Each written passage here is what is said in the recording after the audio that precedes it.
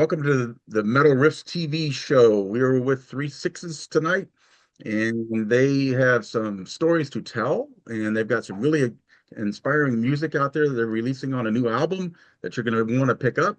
And, there's a lot of politics in this, a lot of politically charged stuff. You guys want to talk about that a little bit? I don't know if Damien wants to go with that or somebody else, whoever wrote the music, maybe. Um, this was, it's weird. I've intentionally avoided politics and all 360 stuff up till recently. I've concentrated a lot on the past and historic stuff, biblical stuff, because it's irrefutable. People have their different opinions and stuff, but it's history. Um, we all felt the same way along the lines of everything that we did. It was just a match everywhere. Blake and Kill, they found their groove together and they would send me stuff and I really didn't have very much to say about the music on it because I liked all of it. So as things were going on in life, in our life and everybody's life, um, the ideas were coming to me, but they were also having the same ideas. It was pretty ironic, like especially on songs like Reject Control was a really good one.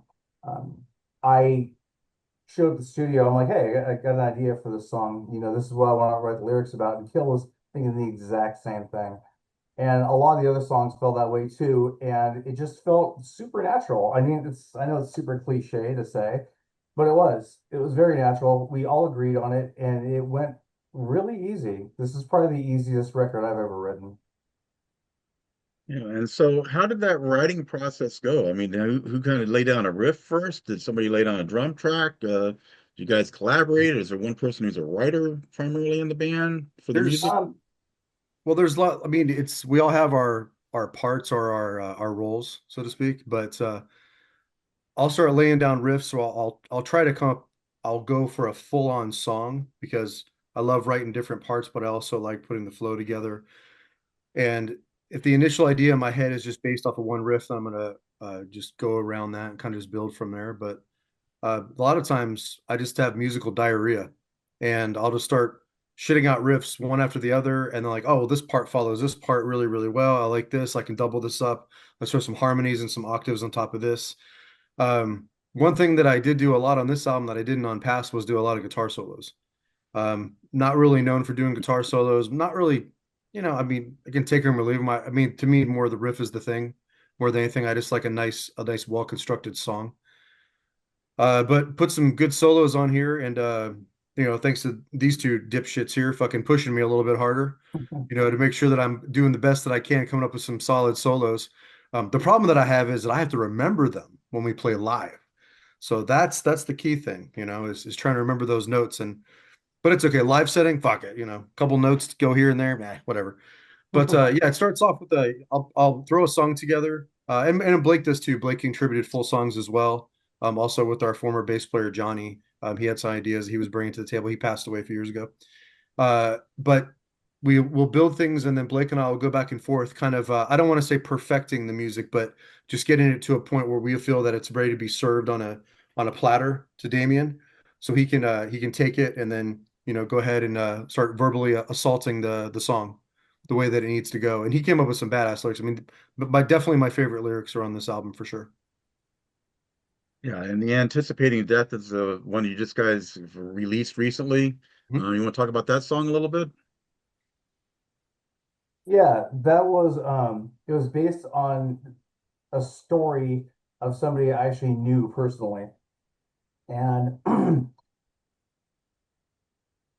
the way it turned out, it was my interpretation of it. I didn't tell their story specifically, but the ideas were based around that story, and I tried to include other aspects of it so people can conform it to their own situations. They can see it their own way. I wasn't trying to portray like a certain thing, like in oh gosh, like New World Order. It's very direct. It's written about the New World Order. We're anticipating death. It could have been a story, like Janie's got a gun, but it's not. It can be interpreted a bunch of different ways. But the end result was the same, and it was a yeah, it was based on a real life situation. It's kind of sad, very sad actually. Yeah. The good thing about music is it is a kind of therapy outlet for most people. Or, there's certain songs that stick in your head and make you think of things later in life or things that happened during your lifetime. And it's kind of a reflection thing. And so some of these songs you guys have are probably going to be fitting into the future at some point where somebody will be like, oh man, I heard that when that was actually released. And wow, now look at what's happened over the times that have changed, and so forth with the way everything is. Um, and going to Blake, because we don't leave Blake out over there. You got some pretty good drumming riffs going on there. We can Thank you, definitely man. hear you stand out. Yeah, I'm notorious for putting too many notes in the songs. No Uh, such thing. there can be. Um, yeah, I've always been a fan of just really dense music. I grew up listening to music that had a lot of layers, and when I got into metal, and was introduced to this whole world, bands like Dream Theater, with all their keyboards and all that stuff, and then later on symphonic metal. It was always just a lot of things going on. And even though I play drums, I like to be musical with my approach to it. And so I do my best to kind of accent melodies with the drums. And so that just kind of leads to me naturally wanting to play more notes and hit more things. And so as it comes to writing for this album, hearing where the guitar accents are, I really like playing off of what the guitar riffs are doing. And even the vocals or guitar solos or something, because I want to add to the musical element, not just be a percussive foundation.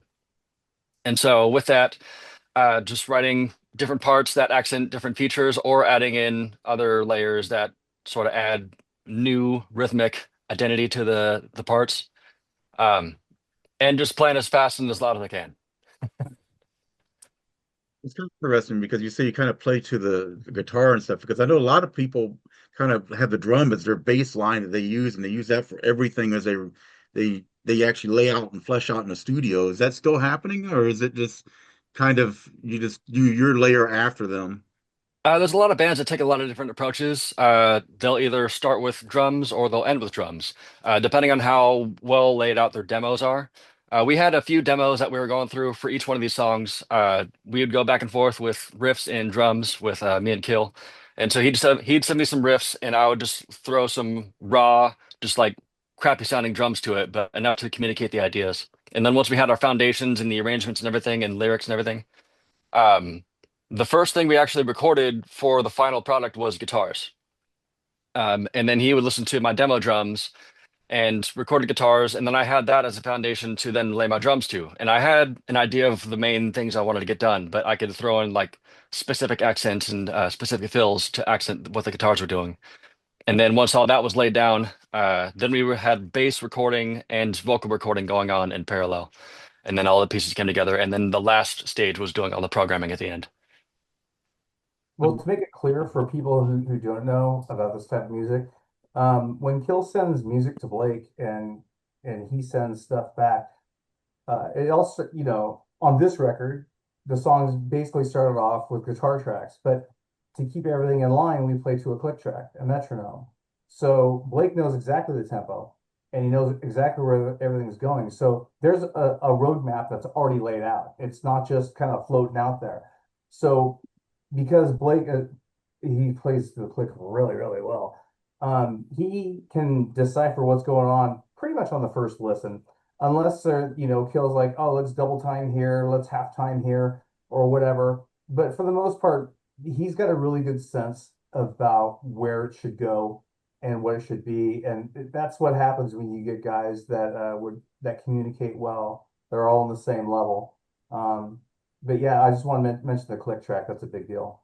Yeah, Well, it is a big deal too with the backing tracks and all the layers that we put into this because we're industrial thrash in the sense that yeah, there's a lot of sort of mechanical and extra layers thrown into this, and but because of the intricacy and the technicality of the music, everything has to line up. Otherwise, it's going to be just be a garbled mess. And there are bands who can pull off like a sort of that floaty time, like the old Slipknot stuff.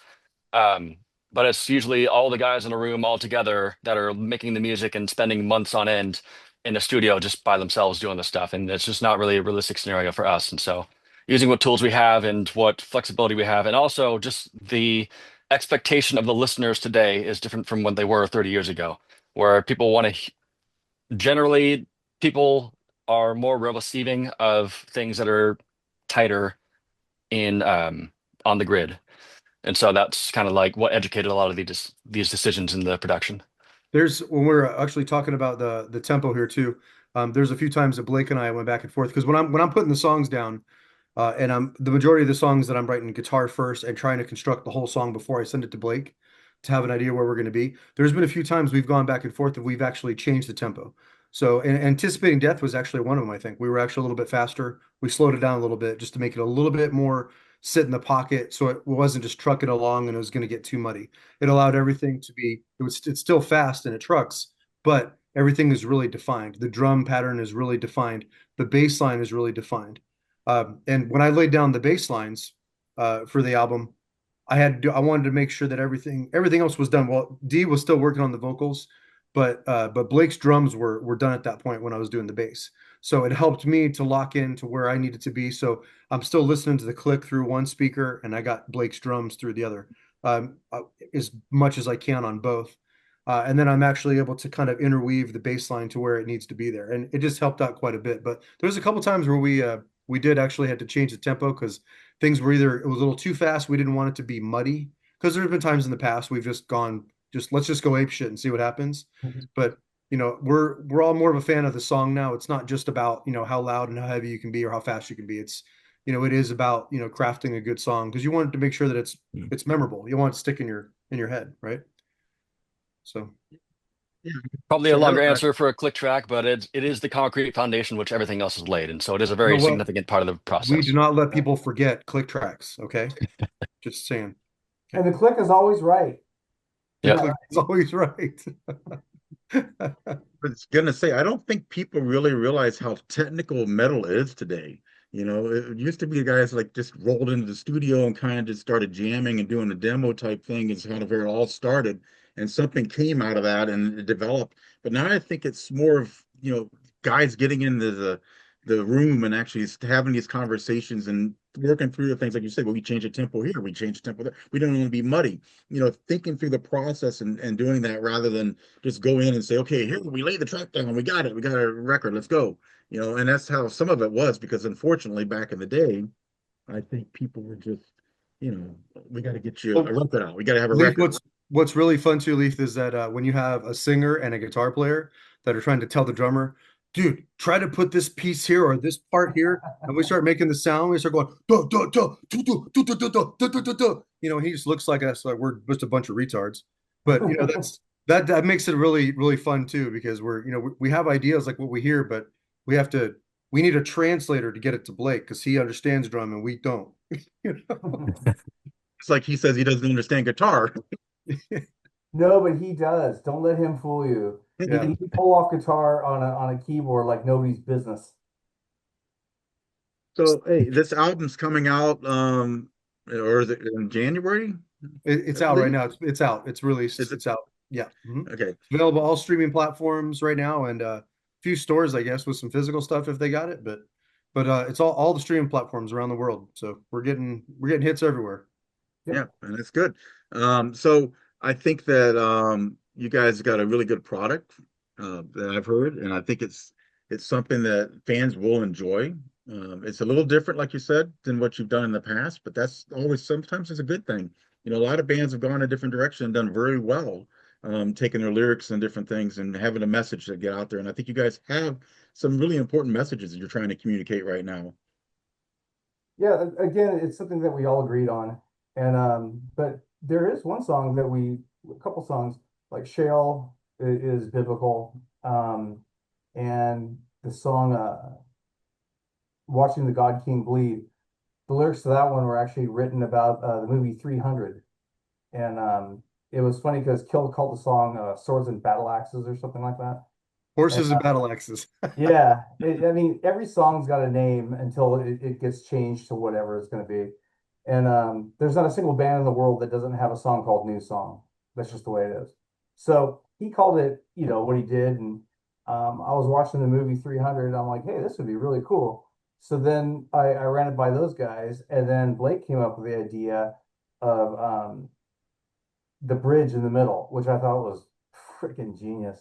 And looking back on it, my only regret is maybe it should have just been a little bit longer to draw the anticipation, but I really like the way it came out. It's actually there's a favorite song from people that tell me they like Shale. I mean, it's quick, it's to the point, doesn't mess around. It's got a nice heavy groove. Yeah. We get Shale is awesome. Watching the God Can Bleed is one of my favorites actually. I enjoy that song a lot.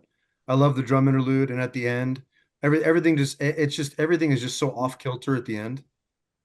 Yeah, I really like it, man. We've had some Yeah. interesting names of working titles before too. Five finger ass fister. That was one Yeah. of them. We had one that was simply called cunt. Yeah. Um, yeah, yeah, that was Somebody interesting. did a song line like that, but they added guilty to it. Sounds about right. Well, Yeah. yeah, Five Finger is the one that became Anticipating Death. Five finger ass fister. Yep. Yeah, I can't remember some of the other names, but yeah, they're usually pretty creative. tried to be. Have Tried to fun. be. You got to have fun when you're doing this because speaking of that, when you got any tours coming up, I know you've toured with some people in the past that are pretty well known bands. I did see an interesting one on their body count. Oh Um, Yeah, yeah.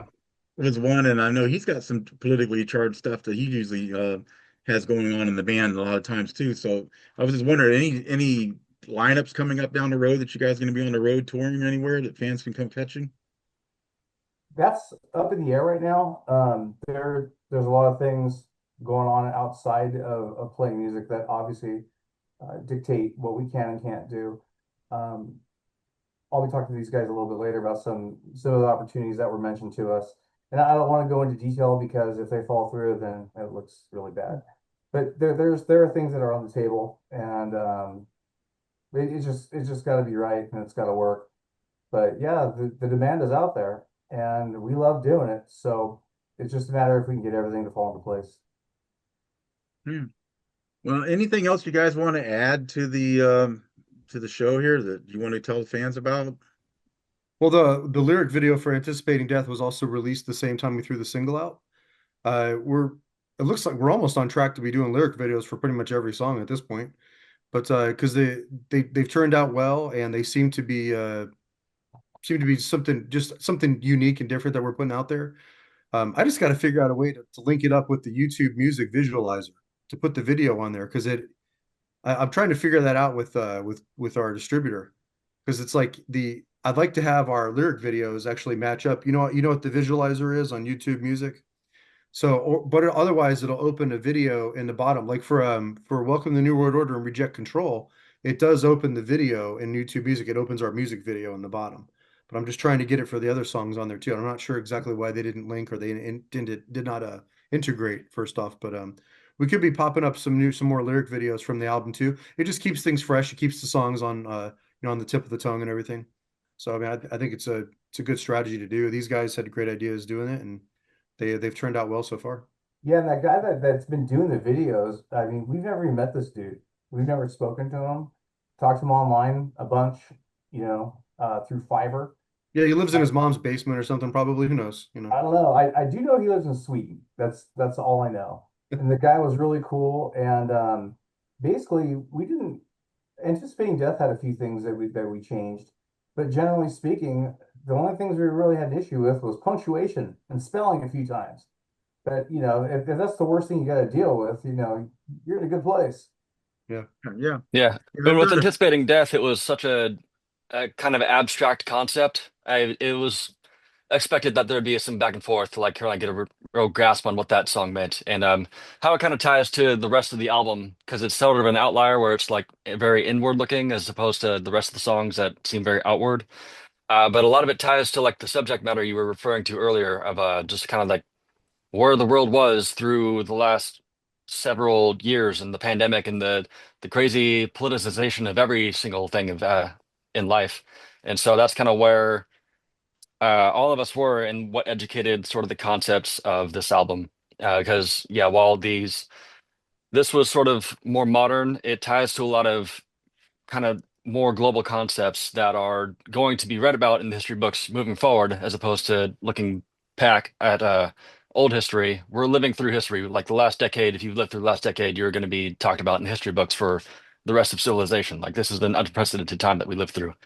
And so I wanted to capture that moment and also just kind of like the raw feelings that we had around that.